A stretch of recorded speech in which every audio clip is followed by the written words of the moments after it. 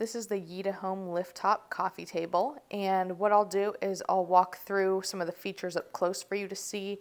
I'll show you how the table actually works, and then I'll show you what it looks like in a room so you can get a good idea of the size of it. Okay, so this is a wooden table, and you can kind of knock on wood there, hear that? And then you have kind of like the steel or like metal frames, and that goes all the way around the side. It's also on the bottom there.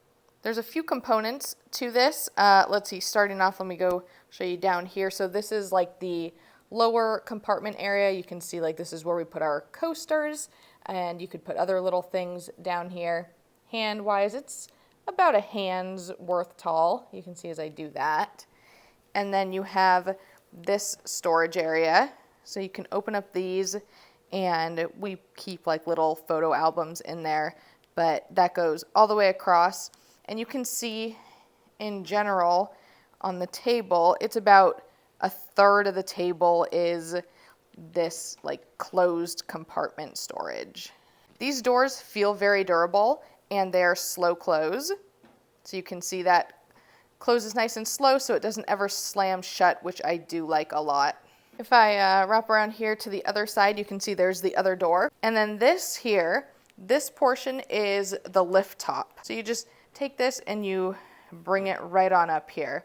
You can see now how much higher it is than the base portion of the table. So again, it goes up, I don't know, about a hand's worth if you want to measure like that, I guess. And comparison wise, I just grabbed my laptop so you can see kind of the size of a laptop compared to the portion that does lift up. Now, you obviously have to be careful because this is higher up about not putting too much weight on this upper portion. I'll be honest, I've never had any challenges. Like I'll put my laptop, my coffee mug, sometimes a snack. I might have my charger kind of hanging off, and it feels completely fine. So to close it, all you have to do is basically push it back in like that, and it closes. So to just kind of show you how it lifts up, so you can see, you just, on the edges, you can kind of lift it up, and that's what starts it.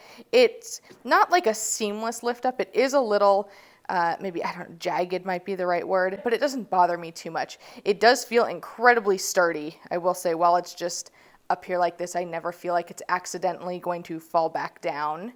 And then when you close it, you do need a little bit of force. Like you can see as I push it, sometimes it doesn't quite go.